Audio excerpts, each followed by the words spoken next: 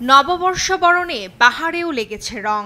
নানা আয়োজনে নতুন বছর বরণ করছেন পার্বত্য ৩ জেলার বাসিন্দারা। বাঙালি পাহাড়িরা মিলেছে সম্প্রীতির মিলন মেলায়। রাঙামাটিতে সকালে জেলা প্রশাসনের উদ্যোগে বর্ণাঢ্য আনন্দ শোভাযাত্রার মাধ্যমে বর্ষবরণের আনুষ্ঠানিকতা শুরু হয়। পরে জেলা প্রশাসক কার্যালয়ে বেলুন উড়িয়ে লোকজ মেলা সহ দিনব্যাপী অনুষ্ঠানের উদ্বোধন করা হয়। এই নতুন বছর আমার প্রত্যাশা হলো সবাই যেন সুখে শান্তিতে নতুন বছর কাটাতে পারে। আগের বছরে যত সব দুঃখ দুর্দশা ছিল সব কাটিয়ে যাতে এই বছর সবার ভালো কাটে, এটাই হচ্ছে আমার প্রত্যাশা। খাগড়াছড়িতে নববর্ষ উপলক্ষে বর্ণিল শোভাযাত্রা অনুষ্ঠিত হয়েছে। পরে শোভাযাত্রাটি সাংস্কৃতিক অনুষ্ঠানে মিলিত হয়। এতে পাহাড়ি বাঙালি বিভিন্ন বয়সের মানুষ অংশ নেন। পিছনের যে দুঃখ বেদনা সবকিছু ভুলে নতুন বছরকে আগমন করি।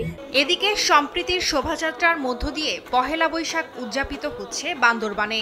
ভিন্ন ভিন্ন সাজে হাতে ব্যানার, ফেস্টুন, প্লেকার্ড নিয়ে শোভাযাত্রা শেষে ক্ষুদ্র নৃগোষ্ঠী সাংস্কৃতিক ইনস্টিটিউটে পহেলা বৈশাখের মনোজ্ঞ সাংস্কৃতিক পরিবেশনা হয়।